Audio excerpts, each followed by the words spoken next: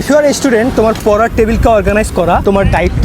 Look, একটা পড়ার table যদি অগোছালো থাকে তোমার পড়াশোনায় মনোযোগ বসবে না, কখনোই বসবে না। তোমার পড়ার টেবিলে ফোন, কম্পিউটার, তোমার খাতা কলম, এই বই সেই বই, এই গাইড, একদম অবস্থা খারাপ। তুমি ওই পড়ার টেবিলে মনোযোগ দিয়ে পড়তে পারবে না। তোমার পড়ার টেবিল কেমন হবে? একদম কিছুই থাকবে না পড়ার টেবিলে, দেওয়ালের সঙ্গে লাগানো, যাতে করে দেওয়াল ছাড়া আর কিছু দেখা যায় না। ইভেন জানালার সামনেও করিও না। জানালার সামনে যদি কোনো রাস্তাঘাট থাকে অথবা কোনো দোকান থাকে, যে দোকানের সবসময় মানুষ যাতায়াত করে, নো, করবা না। কারণ ওটা তোমার অ্যাটেনশন নিয়ে নেবে, তখন তুমি পড়ার টেবিলে আসল কাজ করতে পারবে না। কি করবা? পড়ার টেবিল হবে একদম খালি, জাস্ট থাকবে তুমি যেই বইটা পড়বা সেই বইটা, এবং বইয়ের পড়াগুলো লেখার জন্য খাতা এবং কলম, আর কিছু থাকবে না। ইভেন তোমার মোবাইল ফোনও থাকবে না। যদি তুমি এমন স্টুডেন্ট হও যে তুমি অনলাইন থেকে হেল্প নাও, অনেক ভিডিও রিসোর্সেস দেখো, মোবাইলকে দেখার জন্য একটা আলাদা জায়গা করো, স্পেসিফিক পড়ার টেবিলের মতো আলাদা একটা জায়গা, যেখানে কিনা তোমার মোবাইল অথবা ল্যাপটপ থাকবে। যখন তোমার ভিডিও দেখার প্রয়োজন হবে তখন তুমি ওখানে যাবা। ওকে, পড়ার টেবিল হবে একদম অর্গানাইজড, একদম ফাঁকা। তাহলে তুমি যতক্ষণ থাকো পড়ার টেবিলে ততক্ষণ পড়ার জন্য মনোযোগ থাকবে।